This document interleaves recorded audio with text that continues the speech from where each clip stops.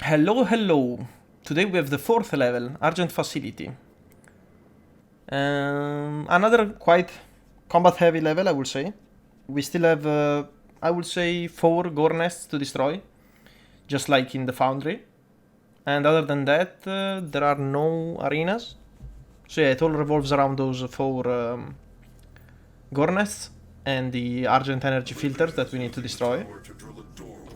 Or carefully disable, like Hayden would like, but that's not how it's going to be. Our Doomslayer is uncompromising. He does not do things gently, let's say. Okay, let's kill sometimes, kick the barrel, wait for the door. Yeah, now we have some platforming to do before we actually get to any fight. It's interesting about this level. Since I'm recording this without the sound of the game, I cannot actually listen to the badass soundtrack. So in the previous levels I kind of forgot to mention that. And as everybody knows, if you're a fan of the game, you're probably also a fan of the soundtrack. And in this level, it features a song called Argent Combat.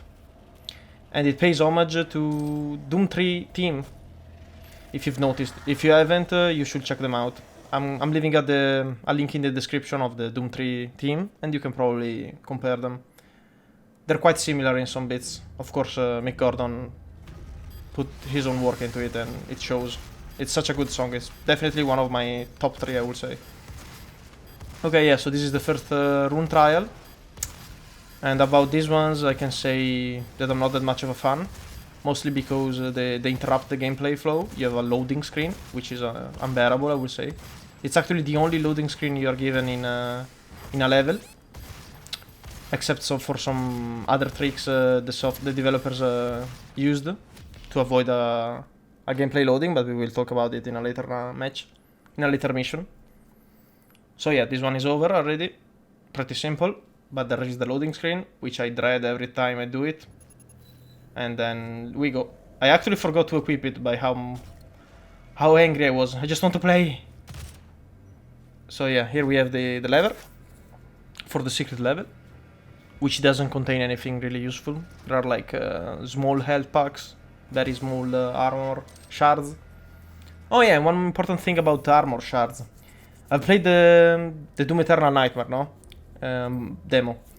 And what's interesting is that even on Nightmare, any armor shard you pick up is worth 5 points of armor. Instead, in Doom 2016, on Nightmare difficulty, it's worth 1. And that's kinda too little. Because really, in Doom 2016, you don't get to play around much with your health. Like, it's usually very high or very low. You're either about to die, or you're in a very good spot for most of your level. For most of your gameplay. In Doom Eternal, instead, since you're being hit so many more times, you're gonna have a need for armor more often. And for health more often. And that is why there are so many tools in the game. And also the flame belch, the flamethrower, you know, on your shoulder. To get you back the armor. Because you will need it. So yeah, it's much more dynamic, let's say, in the resource management of health, but especially armor. Like in Doom 2016, unless you find an armor pickup, that's it. You have no means to get it back.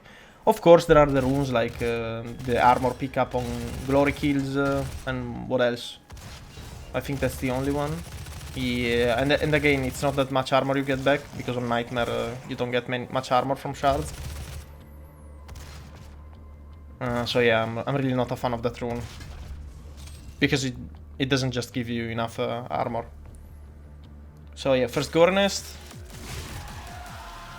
Oh, this is also the level where I always forget to get all the Praetor Suit tokens, because there's so many of them. There's like 4 Praetor Suit tokens.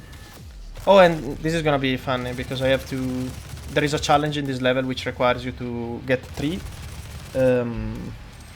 glory kills from above on Hell Knights. I believe it's called to be knighted. And it's not that easy at all. Because you don't really want to stay close to them. So you want to put them into a staggered state from afar. And then maybe there is not a platform nearby, or you don't have enough time to get close to him and take the vertical, and then you can execute a glory kill on him. So you will see something very funny happening soon. So there we go, this is the first energy filter. Badass animation. I'm sorry, Hayden. This is how we get stuff done. Warning. Energy contamination detected. Destroying the production of Argent. Some armor. Some ammunition, actually. We glitch into the wall, but it's fine. I actually panicked a little bit. You never know when you're gonna drop the geometry and fall down to your death below the level. It can happen on Ultra Nightmare. And now we're going for the weapon mod, I believe. Yes. At this point, I don't know what I take. I guess the weapon mod for the assault rifle with the micro missiles. Why did I stop the game over there? I don't remember. Maybe I was trying to push my cat away. It can be very, very annoying.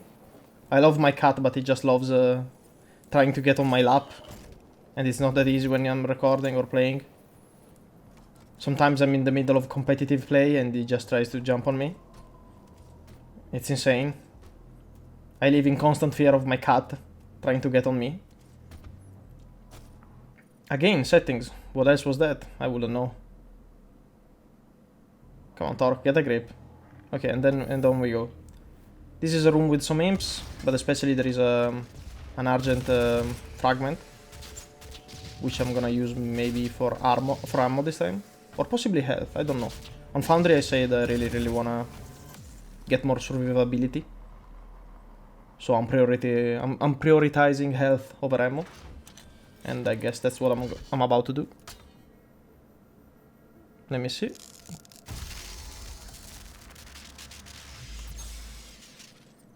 Yes, that's what we got. Okay, yeah, and this level has also a lot of platforming around, as you need to reach the 4 gore nests, the 3 Argent energy filters, and then the last one at the end of the level. You must stop. The hell Everybody kinda has their route here. without the filters. I usually go for the first gore nest, take the weapon mod, then I come here, smash the second Argent energy filter, then go for the second gore nest. There it is. Oh, and then, yeah, this is where it kinda hits the fan, you know what? Because I'm about to have quite a fight with an Hell Knight, which could have ended my run. And yeah, you remember when I told you that you really wanna focus on the weapon upgrade points for the first 3-4 levels. Usually this is the level where for the last time I try to go for all the weapon upgrade points, all the secrets. Because after this one, I'm probably gonna have all the points that I need. For now, at least. Okay, yeah, look at me. I'm gonna try that for that vertical. No, he comes back, he smashed me. And now there is a Hellraiser trying to snipe me. Okay, I go again. And nope, he picks himself up. So here we go, another time. Third time is a charm. Third time is a charm. Nope. It just doesn't start for some reason. Hellraiser still trying to kill me. Okay. Get some armor back, maybe he's gonna save me. And no, he just dies that. That was unlucky. But it didn't really piss me off because, as I said, going for weapon upgrade points is really important for the first 3 levels. But starting from this one, you can start being a little less disciplined, I would say. And yeah, really, like this run that I'm doing, you guys will see it. Starting on the 6th level, which is Kadingir Sanctum, and going forward, I will just be blasting through the content. I just wanna have fun. I just wanna shoot, I just wanna kill the demons in the fastest way possible. And it's gonna look very good. For now, I still have to think about weapon upgrades, challenges and whatnot. The demon, I love it because like there is something wrong with their pathing or whatever. And until they reach the bottom of the stair, they don't actually focus on you. Which looks dumb, of course. As you've seen, that Possessed Soldier was just strolling around. And yeah, now we have to pick up the weapon mod at the top. And yeah, I will be picking up weapon mods even for mods that I will never use. Like so far, as you've seen on the combat shotgun, you really only use the explosive bomb. The explosive shot, because it's that good. I'm taking lock on burst for the rocket launcher because it likes completely denies summoners, and we're gonna see one for the first time in this level. Which again, apparently they're supposed to be the counterpart to the Archvile in older games. But since I guess the way the engine works, and since remember this game, it actually came out on Switch and consoles and whatnot, I don't wanna like say bad stuff about them, but I guess I would understand that they don't wanna leave corpses around, you know, because they can be heavy on performance. So demons disappear after very few seconds that you've killed them. And Archviles, the way they worked in the previous games, they would revive dead demons. And since demons are actually disappearing, model and all, they had to go another way and actually summon demons instead of reviving them. So that's where the summoner comes in. And as far as we know, that's how the Archvile is gonna work as well in the next game. And that is unlucky because, yeah, the summoner basically, she comes and she takes a lot of time before she actually summons anyone. She has quite a good attack, we will see it soon, where she basically throws this hell wave at you, which deals a lot of damage on Nightmare. I really like how she moves around, but other than that, I believe she's way too slow at summoning demons. Like, I don't think I mean, you can so easily destroy her, especially if you use the lock-on burst from the rocket launcher. You just demolish her, and that's it. She won't even have a chance to attack you sometimes. And that I also believe is a lost chance, because demons should have the time to fight back, you know? I don't know if you guys ever played like a game like XCOM. I'm a huge fan of XCOM 2. And basically a problem with that kind of game, especially in late game, is that you snowball so much. Like, you have so many good loadouts and weapons for your soldiers. For those who don't know, it's a turn-based game. And you will say, but how are you comparing a turn-based game to an FPS? And the thing is that it's all about alpha damage later on in the game. So basically, as soon as you see an opponent spawning or anyway coming into your line of sight, and you don't want to give them the turn, you don't want to give them the time to fight back. So you basically use your best gadgets, your best weapons, your best tools to make short work of it. And sometimes you don't even get a turn. And that's basically what is also happening for a game like Doom 2016. And mostly what speedrunners do, really. Like, if you see any very good speedrunner out there, they will just demolish demons before they even have a chance to fight back. And I don't blame them, I blame the game, actually. There shouldn't be a weapon that obliterates enemies that fast. Or several of them. Even here, hey, look. Yeah, that's the summoner, welcome. That's it. Over. I understand that this is a fight where they're just introducing her, so there's not much else going on. But yeah, it's too easy.